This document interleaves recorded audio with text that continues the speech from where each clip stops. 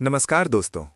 आज के इस वीडियो में मैं कलम कावल नाम की एक मलयालम क्राइम थ्रिलर मूवी को एक्सप्लेन करने वाला हूं। इस मूवी में मम्मुट्टी और विनायक लीड रोल में नजर आते हैं। साथ ही ये film real life serial killer cyanide Mohan Kumar की कहानी से इंस्पायर होकर बनाई गई है। हालांकि मूवी में बहुत सारे बदलाव किए गए हैं ताकि इसे और ज़्यादा इंटरेस्टिंग बनाया जा सके। इस मूवी की खास बात यह है कि हमें शुरू से ही पता होता है कि किलर कौन है, लेकिन वो पुलिस से बचने के लिए क्या क्या चालें चलता है, यही सबसे ज्यादा रोमांचक है। वो पुलिस के बिल्कुल पास रहकर भी उन्हें कैसे बेवकूफ़ बनाता है और आखिर में पकड़ा जाता है या नहीं, यही हम इस वीडियो में जानेंगे।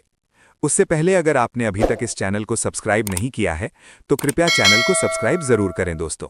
कहानी की शुरुआत 2005 तमिलनाडु नागरकोइल। कहानी की शुरुआत होती है 2005 में तमिलनाडु के नागरकोइल से। यहाँ हम सब इंस्पेक्टर और क्राइम ब्रांच ऑफिसर स्टैनली दास को देखते हैं, जो अपनी पत्नी और बच्चों के साथ घर में टीवी देख रहा होता है। तभी उसके फोन पर कुमार नाम के एक सीनियर ऑफिसर का कॉल आता है। वो कहता है कि तुरंत कहीं आना है, इसलिए स्टैनली घर से निकल जाता है। लेकिन असली सच्चाई ये है कि कुमार नाम से सेव किया गया नंबर असल में एक लड़की दीपा का होता है। दीपा स्टैनली को बिजू कहकर बुलाती है और दोनों एक अवैध रोमांटिक रिश्ते में होते हैं। स्टैनली उसे एक लॉज होटल में लेकर जाता है। वो कहता है, मैंने अभी तक अपनी पत्नी को इस बारे में कुछ नहीं बताया है, लेकिन जल्द ही उसे सब बता दूंगा और तलाक ले लूंगा। दोनों अपने रिश्ते के बाद टीवी देख रहे होते हैं। तभी न्यूज़ में आता है, एक व्यक्ति ने जायदाद के लिए अपने ही भाई की हत्या कर दी। ये सुनकर दीपा कहती है, क्या सच में लोग अपने ही भाई को मार देते हैं? इस पर स्टैनली कहता है, हाँ, कुछ जगहों पर कुछ कारणों से लोगों को मारना पड़ता है। मैंने भी ऐसे कई लोगों को मारा है।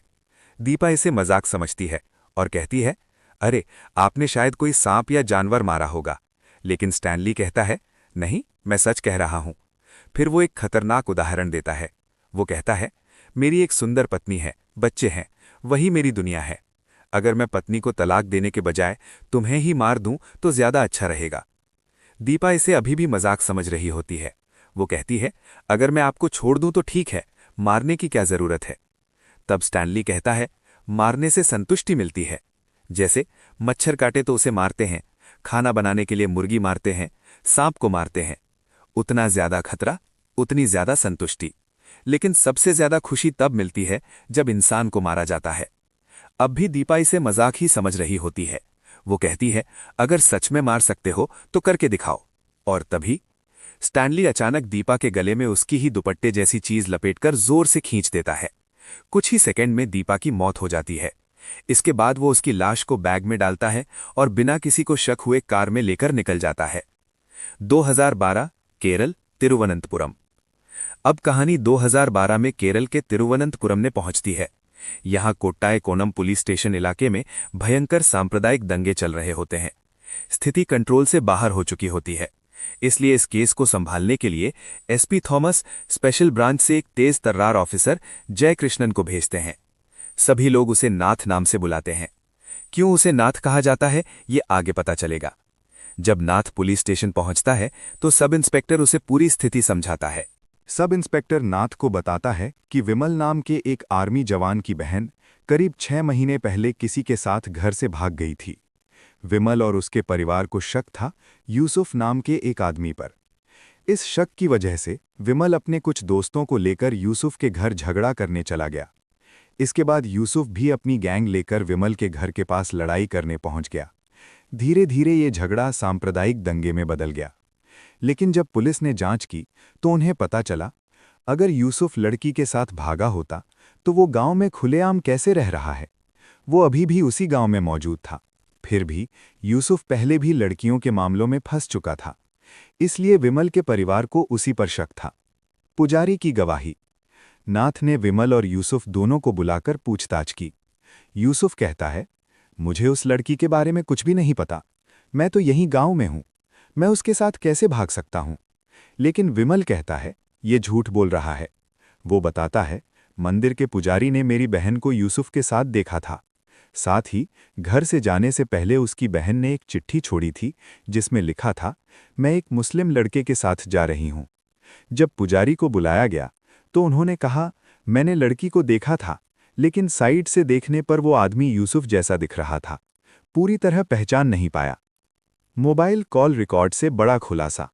अब नाथ ने साइबर सेल से लड़की के कॉल रिकॉर्ड चेक करवाए। तब पता चला, लड़की के भागने से पहले तमिलनाडु के अट्टूर से एक नंबर बार बार उसे कॉल कर रहा था। नाथ ने विमल से कहा, तुम्हारी बहन के साथ जो आदमी था वो यूसुफ नहीं, अट्टूर का कोई और आदमी था। इस व्यक्ति का नाम था स्टीफन। अब नाथ ने स्टीफन का पता लेकर उसकी तलाश शुरू की। पुलिस का आदमी ही गद्दार। लेकिन पुलिस स्टेशन में मौजूद एक पुलिसकर्मी ने ये जानकारी विमल को बता दी। उसने स्टीफन का पता भी विमल को दे दिया। इस वजह से नाथ से पहले ही विमल और उसके दोस्त स्टीफन के घर पहुंच गए। जैसे ही स्टीफन घर से बाहर निकला, उन्होंने उसे पकड़ लिया और बुरी तरह पीटना शुरू कर दिया। वो बार बार कहता रहा, मुझे इस लड़की के बारे में कुछ नहीं पता। लेकिन विमल और उसके दोस्त उसे मारते ही रहे। नाथ का समय पर पहुंचना। तभी स्टीफन के दोस्तों को ये खबर मिल गई और वे उसे बचाने पहुंच गए। नाथ और आनंद उन दोस्तों का पीछा करते हुए वहां तक पहुंच गए। दोस्तों को आते देखकर विमल और उसके साथी वहां से भाग गए। स्टीफन को तुरंत अस्पताल ले जाया गया। सिम कार्ड का रहस्य। अब नाथ ने स्टीफन को लड़की की फोटो दिखाकर पूछा, क्या तुम इस लड़की को जानते हो? स्टीफन बोला, नहीं सर, मैं सच में इसे नहीं जानता। तब नाथ ने कहा, इस लड़की को जिस नंबर से बार बार कॉल आया, वो नंबर तुम्हारे नाम पर रजिस्टर है। स्टीफन ने बताया, वो सिम मेरा नहीं है, मेरे कजिन ने मेरे नाम पर लिया था। उस कजिन का नाम था सेल्वी। एक और लड़की गायब। अब चौंकाने वाली बात सामने आई। सेल्वी भी 8-10 महीने पहले एक कारपेंटर के साथ घर से भाग गई थी। जब पुलिस रिकॉर्ड चेक किया गया तो पता चला उसकी मिसिंग कंप्लेंट दर्ज थी, लेकिन उसने चिट्ठी में लिखा था कि वो अपनी मर्जी से शादी करने जा रही है। इसलिए पुलिस ने ज्यादा ध्यान नहीं दिया। क्योंकि वो नाबालिग नहीं थी, इसलिए ये किडनैपिंग केस नहीं माना गया। चेन कनेक्शन शुरू। अब पुलिस ने उस कारपेंटर के कॉल रिकॉर्ड चेक किए। तब पता चला, उसने जो सिम इस्तेमाल किया था वो केरल की सिंधु नाम की लड़की के नाम पर था। जब सिंधु के घर जाकर पूछा गया तो पता चला सिंधु भी 1 साल पहले किसी आदमी के साथ भाग गई थी। अब मामला एक चेन कनेक्शन बन चुका था। एक ही व्यक्ति का शक। अब हर लड़की का कनेक्शन दूसरी लड़की से जुड़ता जा रहा था। एक लड़की केरल से, दूसरी तमिलनाडु से। सभी एक दूसरे से जुड़े हुए थे। नाथ ने समझ लिया, ये काम एक ही व्यक्ति कर रहा है। वो लड़कियों को अपने प्यार के जाल में फंसाकर उन्हें कहीं ले जाता है और ताकि किसी को शक न हो, वो लड़कियों से खुद की मर्जी से घर छोड़ने की चिट्ठी लिखवाता है, ताकि बाद में कोई उस पर शक न करे। सभी लड़कियों में एक समान बात।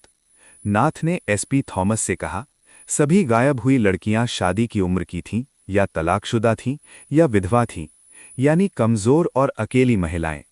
यहीं से नाथ को यकीन हो गया, ये कोई आम अपराधी नहीं बल्कि एक सीरियल किलर है। जैसे ही पुलिस ने मारतंडम और कुनारकोविल इलाके में जांच शुरू की, उसी समय एक नया पुलिसकर्मी स्टेशन में ट्रांसफर होकर आता है। उसका नाम था स्टैनली दास। जी हां, वही स्टैनली जो असल में महिलाओं का सीरियल किलर था। अब सबसे खतरनाक बात यह थी कि वो खुद पुलिस टीम का हिस्सा बन गया। इससे उसे जांच की हर जानकारी अंदर ही अंदर मिल रही थी।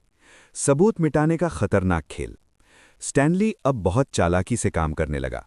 जब भी पुलिस किसी पुराने केस की फाइल खोलती, वो चुपके से कुछ सबूत गायब कर देता, कुछ डॉक्यूमेंट बदल देता और जांच को गलत दिशा में मोड़ देता। इस तरह पुलिस को कभी उस पर शक नहीं हुआ।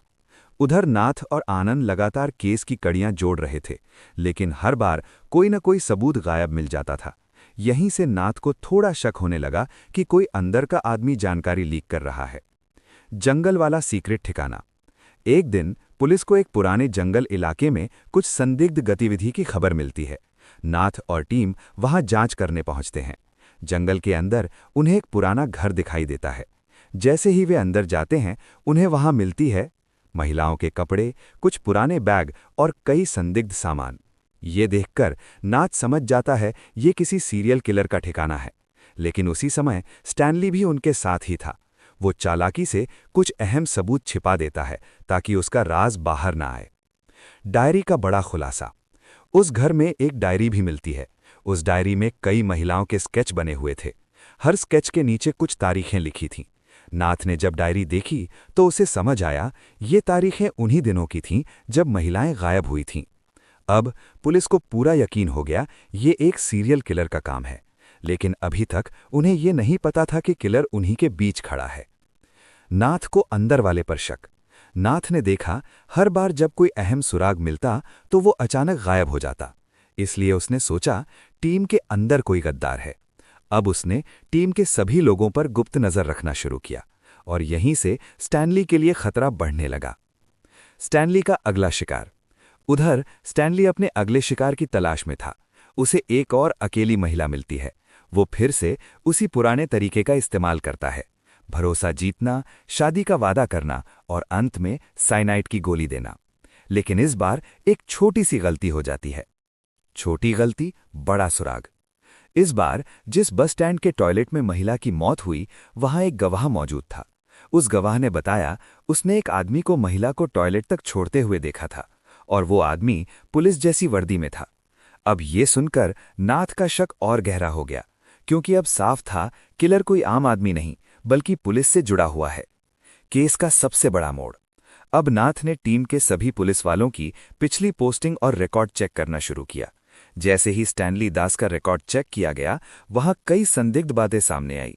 उसकी पोस्टिंग हमेशा उन इलाकों में हुई थी जहां महिलाएं गायब हुई थीं और कुछ रिकॉर्ड अधूरे या बदले हुए मिले। अब नाथ को पूरा यकीन हो गया स्टैनली ही असली किलर है।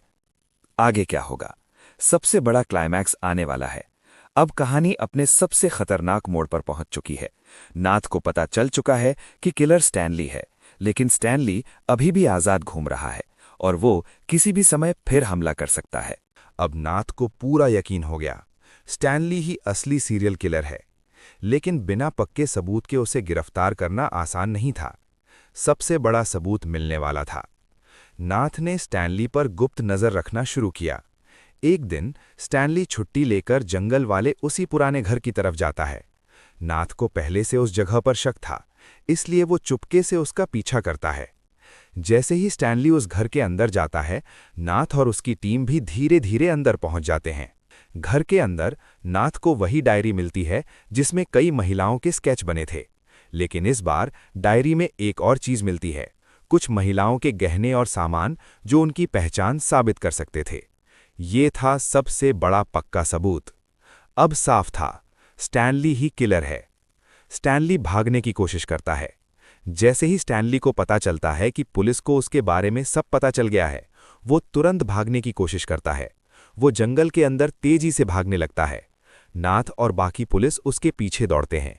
ये सीन बहुत ही थ्रिलिंग चेज सीन बन जाता है। आखिरकार स्टैनली पकड़ा गया। काफी देर तक भागने के बाद स्टैनली थक जाता है। आखिरकार नाथ उसे पकड़ लेता है। अब पहली बार स्टैनली और नाथ आमने सामने खड़े होते हैं। नाथ उससे पूछता है, तुमने इतनी सारी महिलाओं को क्यों मारा? स्टैनली का डरावना कबूलनामा। अब स्टैनली अपना सारा सच बताता है। वो कहता है उसे महिलाओं पर भरोसा नहीं था। वो उन्हें कमजोर और लालची समझता था। उसे लगता था पैसे और गहनों के लिए वे किसी से भी शादी कर सकती हैं। इसी नफरत और लालच की वजह से वो उन्हें धोखा देकर साइनाइड से मार देता था और उनके गहने ले लेता था। उसने ये भी कबूल किया उसने कई महिलाओं की हत्या की और हर बार उसी तरीके का इस्तेमाल किया। ये सुनकर पुलिस भी हैरान रह जाती है। स्टैनली के खिलाफ सभी सबूत कोर्ट में पेश किए गए। महिलाओं के गहने, डायरी, कॉल रिकॉर्ड और उसका कबूलनामा। इन सभी सबूतों के आधार पर कोर्ट ने फैसला सुनाया।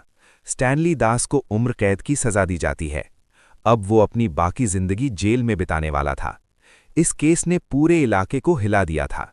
ये सिर्फ एक क्राइम स्टोरी नहीं थी, बल्कि एक सीरियल किलर की सच्ची और डरावनी कहानी थी। नाथ और उसकी टीम की मेहनत से आखिरकार एक खतरनाक किलर पकड़ा गया और कई और महिलाओं की जान बच गई। यही इस मूवी का सबसे बड़ा संदेश है। सावधानी और जागरूकता ही ऐसे अपराधों से बचने का सबसे बड़ा हथियार है। अगर आपको ये कलम कावल मूवी एक्सप्लेनेशन पसंद आया हो तो वीडियो को लाइक करें, चैनल को सब्सक्राइब करें और ऐसी ही इंटरेस्टिंग स्टोरी के लिए जुड़े रहें एविस फन बॉक्स के साथ।